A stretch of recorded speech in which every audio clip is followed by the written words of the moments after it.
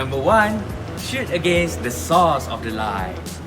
The human eye has a much larger dynamic range than the sensor of any camera. Our eyes can easily recognize a person standing against the sunset sky. But when you take a photo of a same portrait, you will get something entirely different. As long as the source of the light is located behind your photography subject, the subject stays shadow and automatically turns into a silhouette when you're taking a photo. If you shoot outdoor, it is essential that the sun is relatively low above the horizon, which is why the sunset, the sunrise and winter days at the higher latitudes are perfect for silhouette photography. Number 2 is find interesting and unique subjects. Since it is easy to take silhouette photos, they won't look good unless you find interesting photography subjects that will really make your photos memorable. My favorite subject for silhouettes are other people, followed by birds, trees and human-made structures. I particularly like taking silhouette photos of people because they always leave you curious about who the person in the silhouette might be and what they might look like. Number 3, capture the movement. You should try to capture movement in your silhouette photos whenever possible. When you're shooting silhouettes, usually the shutter speed will be very fast. This allows you to capture short and unique moments that would likely get blurred in most other conditions.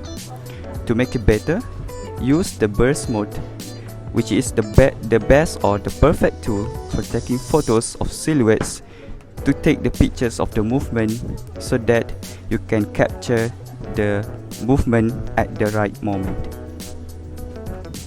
Number 4. Set exposure manually. If your subjects are relatively small and don't take up a large part of your photo, your smartphone's technology will automatically set exposure for the largest parts of the photo and leave your silhouette in the dark. But if your subject takes up a large part of your photo, you have to set exposure manually.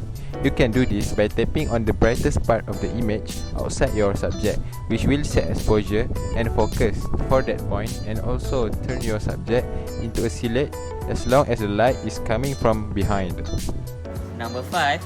Don't forget to post-edit your silhouette photos on Lightroom or Photoshop. So the next point is emphasize silhouette in post-processing. Basically, it's post-edit on Lightroom or Photoshop. So, while entering books could be written about post-processing, it is important that your silhouette still stand out afterwards. If you use slider adjustment to edit the photo, it is good to increase contrast to make the silhouette stands out more. If you are using filters, pick one that don't make the black softer or the highlight darker, which will emphasize the silhouette.